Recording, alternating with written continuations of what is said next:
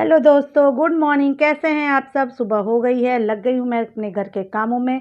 और हम सब उठते के साथ बहुत सारे ऐसे काम हो जाते हैं ना जो करना ज़रूरी होता है। जैसे सुबह उठ के किचन को साफ़ करना, क्योंकि पुराने ज़माने के लोग कहते थे किचन बिल्कुल क्लीन करके ही खाना बनाना चाहिए, क्योंकि रात में बहुत सारे कीड़े मकोड़े चलते हैं। तो यहाँ पे मैं किचन प्लेटफॉर्म क्लीन कर लेती हूँ, और कभी कभी कुछ ऐसा देख लेने के बाद मन बड़ा उदास हो जाता है।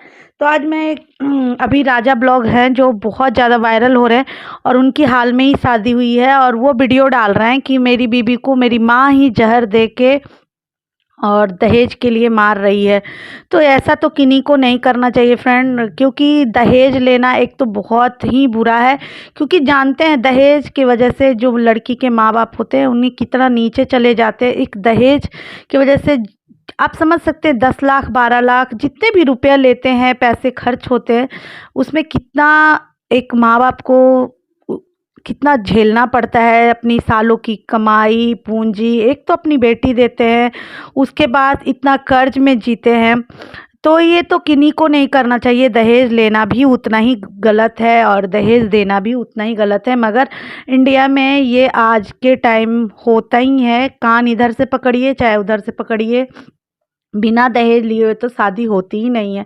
और किन्हीं को मार देना ये तो बहुत ही बड़ी बात है। मगर बहुत सारे ऐसे घर वाले हैं जो लड़कियों को कुछ नहीं समझते हैं, बस काम करने के लिए शादी करके ले आते हैं। और मतलब होते हैं कि अपनी बहू को उतना इज्जत नहीं देते हैं और ना ही उतना कदर करते हैं, और हमेशा उनको सताते हैं, उनको हमेशा बाहर वाला ही समझते हैं, दूसरे घर से आई हुई समझते हैं। कभी उनको वो दर्जा नहीं देते हैं जो देना चाहिए। मगर ऐसा नहीं किन्हीं को करना चाहिए। बहुत सारे आस-पास में भी लोग होते हैं जो देखते जिनके बारे में देखती हूँ, क्यों सोचती हूँ कि ऐसे कैसे लोग होते हैं, थोड़ा-सा भी उनमें दया नहीं होता है। जो कि अगर किन्हीं की बेटी को आप लाए हो या अपने घर में आपके घर में रहते हो, तो आप अपनी बेटी के बारे में भी सोचिए, ना कि आप अपनी बहू के साथ क्या व्यवहार कर रहे हो। और नहीं करना चाहिए किन्हीं को भी अपनी बहू के साथ गंदा वाला बिहेव। यहाँ पे मैं और पापा आलू छील ले रहे हैं, और झाड़ू वगैरह हमारा सभी जगह लग गया है फ्रेंड, पोछा वगैरह लगा ली हूँ। तो अब नाश्ता बनाऊँगी। तो ख़ैर मैं तो मायके में रहती हूँ और मेरा ससुराल में कोई है ही नहीं। मगर मुझे ना बहुत शौक़ था फ्रेंड, सास, ससुर, ननद, देवरानी, जेठानी। मेरा मानना है कि ये जो परिवार होते हैं ना, इनके एक अपने ही रंग होते हैं। मगर बहुत सारी ऐसी भी सास होती हैं, बहुत सारे ऐसे फैमिली होते हैं जो अपनी बहू को इतना नीचे रखते हैं, नहीं रखना चाहिए। और ये वीडियो का तो छोड़ दीजिए, ब्लॉग में लोग तो कुछ व्यू पाने के लिए भी ऐसा करते हैं। मगर जब ऐसी वीडियो देखते हैं और आपके साथ कुछ ऐसा हो ना, तो आपको ऐसा लगता है, मैं मेरी 1-2 फ्रेंड है जिनके साथ ऐसा हो चुका है। तो बहुत ही वो सब चीज़ें सोचती हूँ ना, तो थोड़ा-सा मतलब ऐसा होता है कि मन में लगता है कि लोग ऐसे होते हैं कि अपनी बहू को बिल्कुल कदर नहीं करते हैं। उन्हें ये नहीं समझ में आता कि वो भी एक औरत हैं।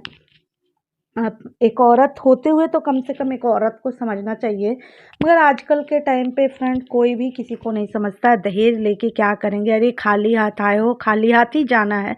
ज़िंदगी में किसी के पास ऐसा नहीं है कि आप इतना सारा कमाए हो तो साथ में लेके जाओगे।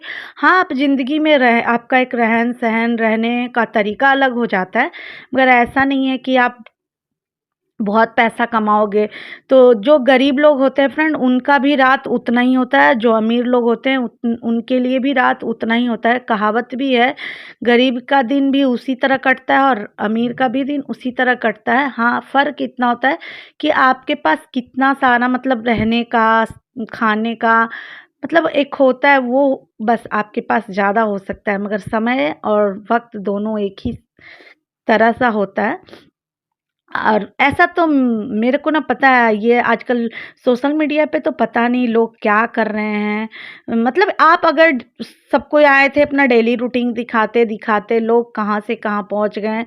लोग अपने घर के में जितने भी मतलब होते हैं ना, लड़ाई झगड़ा करते नहीं है, मगर फिर भी लोग इतना सोशल मीडिया पे दिखा देते हैं ना कि लोग मतलब हम लोग भी क्या है ना, हम लोग भी ज़्यादा वही चीज़ देखना हैं कि दूसरे के घर में क्या हो रहा है। अरे आप खुद के घर में देखो ना, खुद के बारे में सोचो, क्या दूसरे के घर में झाँकना। और इस चीज़ का लोग फ़ायदा उठाते हैं।